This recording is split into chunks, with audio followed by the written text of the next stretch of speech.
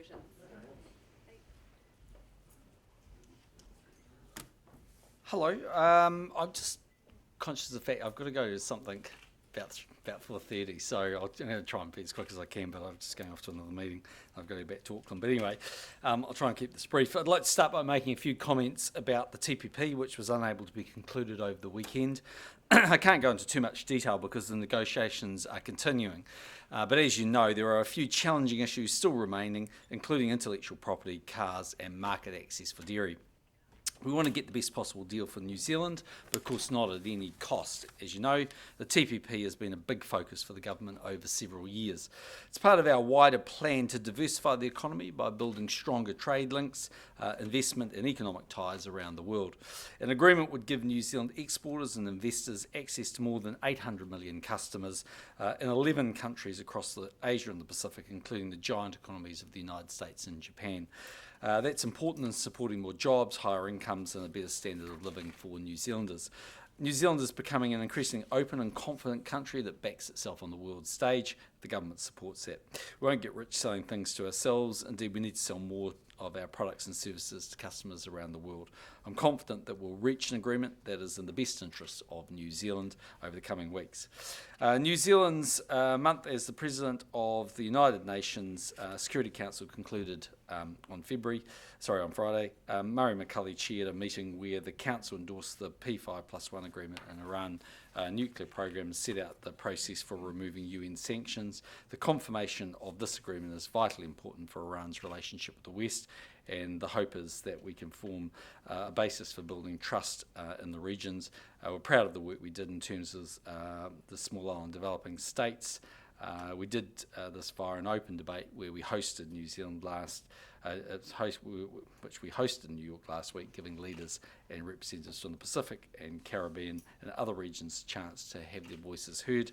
We also presided over a debate on the Middle East and the renewal of mandates for a number of UN missions in the Middle East, Africa and Cyprus. As we know, family violence in New Zealand is far too high, and this government is committed to addressing the long-standing issues. This Wednesday, Justice Minister Amy Adams will launch a discussion document that aims to ensure the laws that apply to family violence are fit for purpose. At the heart of it, this is about ensuring this is about helping ensure people are safer in their homes and that people are not re-victimised. The discussion document is intended to spark debate and a nationwide conversation about family violence and how we can do better to address it. Excuse me. As you will have seen, I'm heading to Singapore on Thursday for the 50th anniversary of independence. New Zealand is honoured to be one of a small number of countries invited to celebrate this historic occasion, acknowledging the close friendship between our two nations.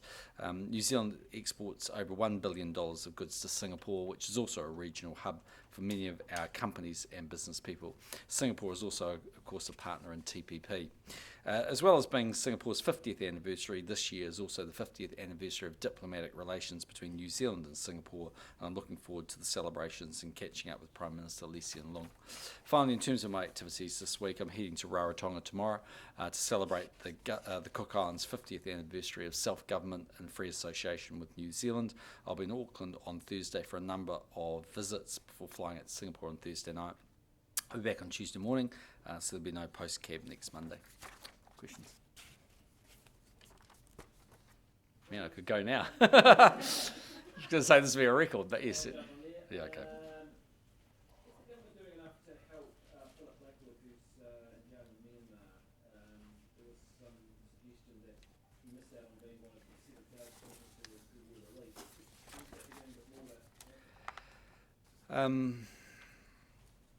Look, I think it's fair to say that the government is keeping a close eye on the situation. With all of these things, we do the best to provide support, but in doing so, we want to make sure that we don't make potentially the situation worse. So, yep, we would be. It's obviously understandable that the family of Mr. Black were very disappointed he wasn't on that list, nor were the other two Burmese that are alongside him. My understanding is that there will be some more work done, if I could put it in those terms, but that's for another day. Can you explain the rationale for those appointments? Yeah. So okay. Firstly, they are traditional. So they've currently Prince Philip holds these titles, and so Prince Charles will be holding them concurrently. They're consistent with what happens in other armed forces, so it will be a consistent rank with what happens both in the Canadian Armed Forces and actually has since 2009, and the British Armed Forces. But it is, for all intents and purposes, largely ceremonial. So what does our military and the puppets have? Well, I think that's a very long-standing, sort of question, but there's always been a connection with the royal family and our military, and I think they value that. From time to time, when there are visits from members of the royal family, you'll see them engaging very actively with our military. You'll remember most recently that Harry, I think, spent some time at Ohakea. I think William, on previous occasions, has been out to various military facilities. So this is, I mean, it is, as I said, ceremonial, but I think it's an important link that the military would want to continue. Do you ever consider lowering the threshold for GST on overseas work? Not today, no. What's the state of play with solid energy? It's in a precarious position. Quite a bit of work is happening behind the scenes to see what the next step is in the process. Obviously, we're very conscious of a number of important stakeholders. Firstly, those that work for solid energy. You've got the creditors, of which there are quite a number of companies, some quite small ones, and then finally you've got the interests of the banks. So we've made it clear to the banks that they need to sort the situation out. But it's fair to say the government and the board are working with the banks on what the next steps might be. Is it a decision imminent on future? Because we've heard that there may be one of the options may be put in liquidation. Is that a live option? Because the banks control the process, in a way it's a call for them to make about what the next step is. I think it's fair to say liquidation isn't the number one preferred option of the government, because liquidation is literally when the company would cease trading, the assets would be boarded up, if you like, and the assets would be sold to repay the creditors. And there are other options which would find with more favour with the government, but of course the call is one that is made by the bankers because it's essentially their debt. So would one of those options be sort of a break up and sell off of its existing assets or its bankable assets? There's a range of other potential options that sit there, and it's a question, I think, of what can be achieved, but it's in a very delicate stage at the moment. So are we in the end game of this? Should we expect an announcement in the next few weeks or this week? Not this week, but potentially in a few weeks, yes. But they're working their way through it. Is there any chance that the government could add more capital or provide more support to keep it going? We're not planning to put in more capital at this point. It depends on your definition of support. I don't think financial support, but support can also be in other forms or other ways, and we're working our way through that. Well, I just don't want to get involved in those given the commercial nature of what's happening. Sounds like a government guarantee. No, I wouldn't put that on the table. TPP, Prime Minister, given that the Canadians called an election yesterday, what specifically gives you optimism that we're going to get a settlement quickly? Well, I didn't think they'd announced that yesterday. I was talking, well, I was speaking to Stephen Harper at some point, and that was some weeks ago, and I thought they'd already named their date, which was October the 14th back then. Yeah, but maybe I'm issued wrong. the writs yesterday. Oh, they issued the writs yesterday. Okay. Yeah. So look, it's not new news that they're having an election. Yes, of course, that it's an issue, and like any leader, it may or may not be welcomed at a particular point when you're going through an election campaign, because there'll always be those that are opposed, just like there'll obviously arguably be many that are in favour. But in the end, the question for Canada is the same question that is posed by any country. Are you going to be better off being in it or being out of it? And I still think, providing the right deal can be negotiated, we're all better off being in it. But obviously that's subject to that caveat of the right conditions being able to be met. But why would Harper risk agreeing on a TPP during an election campaign when that TPP is going to be an issue? Well, firstly, he's been aware for quite some time that it's at least a reasonable chance that these negotiations would tie up at around a time when his general election's there. So it's not a time of his choosing, but nevertheless he just has to deal with that. Secondly, the question then becomes, of course, he could take the step of saying, I'm not going to be in it and Canada will come out of that, but then that brings with it its own set of questions about whether they would be better in or better out. And of course, if you're supporting the deal, then one assumes you believe that's because you think you're better off in it. And thirdly, he doesn't control the whole timetable. He's one of 12 countries. And in the end, there is only a window of opportunity which runs out, not too far away from now, really for President Obama to get this done. And so I'm not sure we have the luxury of saying you can wait until another year down the track, because we'll be right in the middle of the US presidential nominations and the election. Australia's got an election next year. There's just never perfect timing when you're dealing with 12 countries. How far away from, until after the Canadian election. No, I don't think so. how far away from an acceptable deal was the offer of Canada? Well, it clearly wasn't close enough for a deal to be concluded, but that's because the serious bit of that negotiation didn't start because it was contingent on some other things happening. I think that's really could there be a meeting of the minds? I think eventually yes, but there's some other parts of that negotiation that are happening. Has Minister Grosser indicated you another meeting penciled in for the next few weeks? Where and when? Well, I had, I think, half a dozen discussions with him on, equivalent of my Friday and Saturday. They certainly indicated that when it was obvious that talks were ceasing at that point, that they'll have to come back around the table, and I don't think you can rule that out being relatively soon. There is a finite window, I think, where if we can't complete the deal in that time, it becomes more difficult for certainly the United States and others. So I still stand by the view that you can't rule out the fact that there won't be intense negotiations and potentially another meeting within the next 2 to 3 weeks.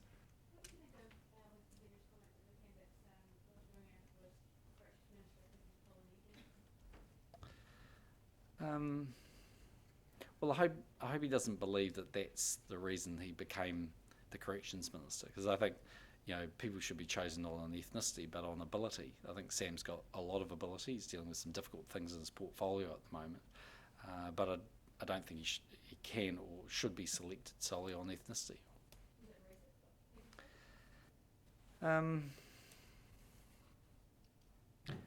It's very difficult to know whether, bluntly, I just can't read it, whether he was trying to be provocative or he's got standing up for someone that he has a bit of a liking to.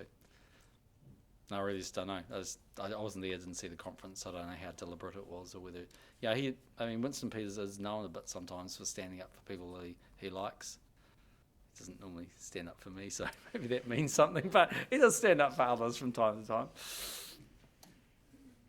When you visit to the Cook tomorrow, Yep. you committed to tackling vaccination last year with your country.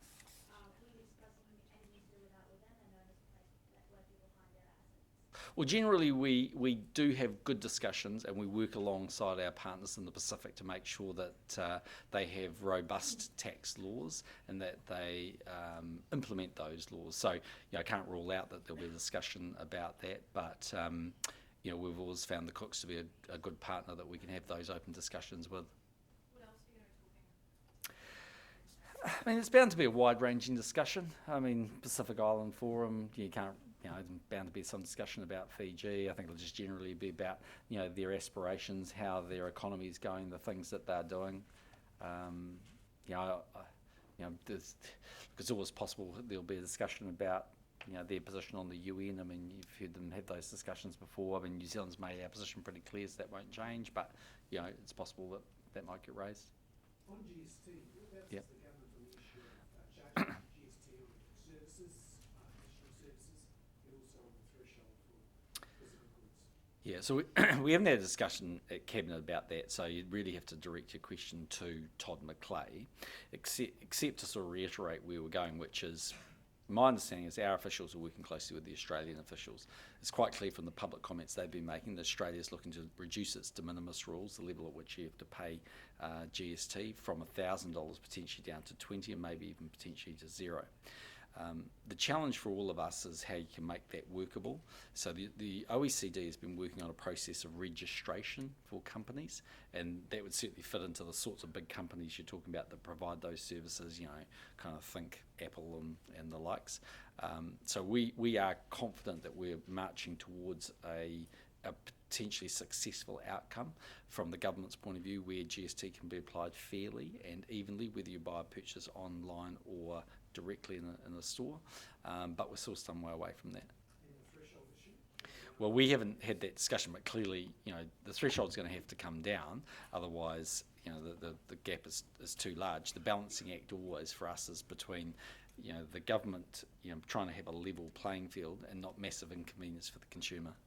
So you're saying it would be, the threshold is similar to Australia? Yeah, potentially. I can't see why there should be a dramatic difference. I mean, if Australia can get to a point where they can adequately, you know, complete the test, if you like, of being able to be fair, but also not dramatically inconvenience consumers, then we should be able to do the same. But the question is how you do that and how easy it is to apply. I think it's pretty easy to get a company like Apple to register worldwide, because this is a, you know, global issue. And I think in the end those big global companies will. The question is, can you also say deal, for instance, with a small company that sells T-shirts based in LA? That's a very different issue.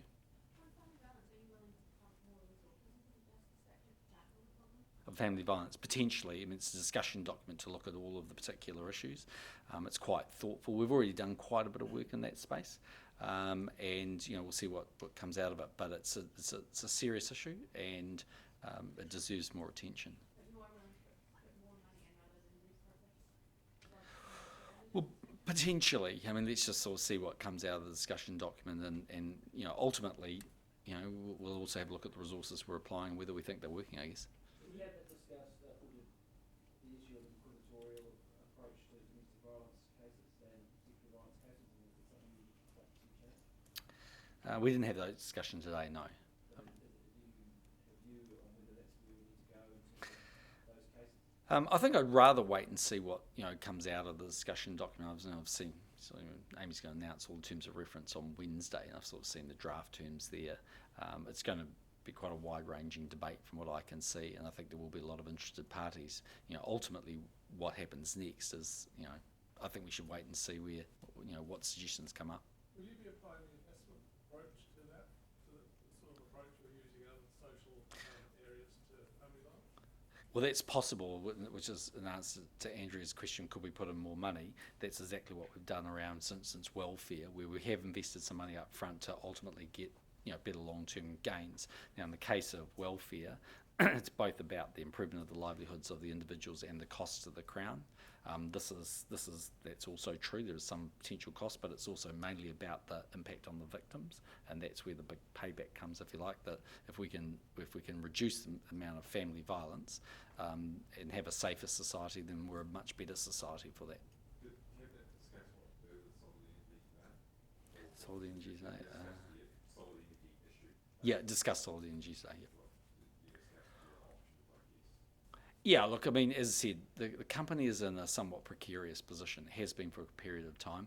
You've been probably aware of the issues that have been going on behind the scenes and the negotiations that the banks are holding, because they are the holders of the debt, and therefore they have they have the legal rights to essentially either recover their debt or work out a plan for that will best allow them to recover their debt. So they are leading the process, but the Crown obviously is an interested participant and also actively engaged in those conversations. So if a loan is ruled out or a government guarantee, are they just catching up on what you're saying earlier, a loan is out of a government loan is out of the question, is it? Look, I think I'd rather wait, because it's at a reasonably sensitive place at the moment where those negotiations are happening between the banks and the company, and I think I'd just rather leave it there. I mean, we're working through the process. Liquidation's our least preferred option, but I can't rule out that that's a possibility. So you ruled out a government guarantee, I did, yeah. but a loan is, where does the loan sit in? Well, the government injected a significant amount of capital into Solid Energy some time ago, and I don't think it's looking to inject more. Doesn't mean there can't be other ways that the government could assist, but we need to work our way through that. I understand Lucas from Stockton Mine has been told that liquidation is probable, but there are two foreign buyers looking to buy in Stockton. No, I'm not aware of foreign buyers looking to buy Stockton, and I can't rule that out. I mean, it's a significant asset and someone ultimately could, but I haven't seen any details of that. So a controlled sell down, obviously being one of the kind of options. Yep. Would it be in the government's for just a complete sell, just basically sell the whole thing? It really is at a point where it's just very challenging for me to say much more than I have. But can you rule out a sale, because that was the original plan, partial privatisation, wasn't it, long ago? Look, I don't think a wholesale sale of the entire asset as we currently know it in Solid Energy is something that's being actively considered, but that's probably because there isn't potentially a buyer of a range of different assets that would look like that. Would the government be prepared to take over one of the assets like Stockton just to preserve jobs in the region? That's not our preferred option. But it's an option, isn't it? It's not our preferred option. So basically what we're talking here potentially is like a sort of sale of a distressed asset in some senses. Is that Well, you just have to wait and see, because as I said, there are legitimately, as I stand here, a number of options, and there are preferred options and there are less preferred options. As I said, the least preferred is liquidation, but I can't rule out that at some point in the future, that happens. It could happen if all the other things fall over. But if Cabinet agreed to a controlled sell down to it, like just thinking about it, Cabinet agreed to a controlled sell down to help avoid liquidation.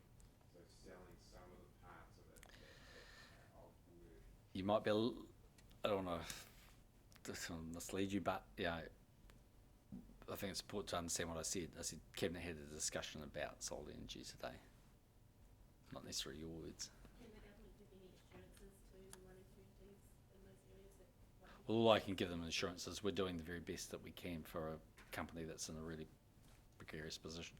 Ultimately, though, the banks here are the ones who will be making the decisions if it's put into extinguishing. That would be correct, yes. Just looking at Mr. Peters in the weekend, he devoted a significant amount of his speech to attacking the Reserve Bank and the Right. current Act. Is there any circumstances in which the government would be prepared to put the Act on the table in any potential government formation talks with Mr. Peters in the future? Well, firstly, it's not new for him to attack either the Reserve Bank Governor of the day or the Act. He could have pulled out any speech from any conference over the last, 20 or 30 years and given the same one. So, no, I don't think it's new. Look, you're so far away from the election and from what might happen. I don't know. I mean, the independence of the Reserve Bank and what they do is, I think, well established, and actually, for the most part, worked very well for New Zealand. And if you look at what happened when Mr. Peters became the Treasurer, I think in 2005, wasn't it? Is that right? Test my memory with us. Basically, sorry, not 2005, 1996, when he became the Treasurer. Ultimately, he had very similar discussions and I think concerns about the Reserve Bank of the day at the time, and ultimately made pretty minor changes. He might argue that they were more significant than that, but my understanding is that at the margins he broadened out the general debate about what the bank looks at, but it was pretty consistent with what was there. Could you clarify your reported comment about having a Maori language? Well, there wasn't a report or anything. It was just, as I said in the weekend, I was asked a question about it and about whether I thought a week was better or a month was better. And the perspective I gave was that the language is really important, and I thought you got more intensity around a week. The operators, Tiwai, Point Aluminium and Smelter, have raised some concerns about what they're paying in transmission charges. Can you envisage any reforms or changes that would lead to them paying less? Well, I think as you're aware, the Electricity Authority actually is looking at that broader issue. I mean, that's a sort of can of worms in its own right. But anyway, they are, as I understand it, looking at those particular issues. And there could be consequences as a result of that. But effectively, New Zealand aluminium smelters have argued for a long period of time, it's not new, that they believe that they are paying too much for transmission charges. Whether they are or not, I don't have a view on that, but that's been their long-standing position. It's not new. Okay.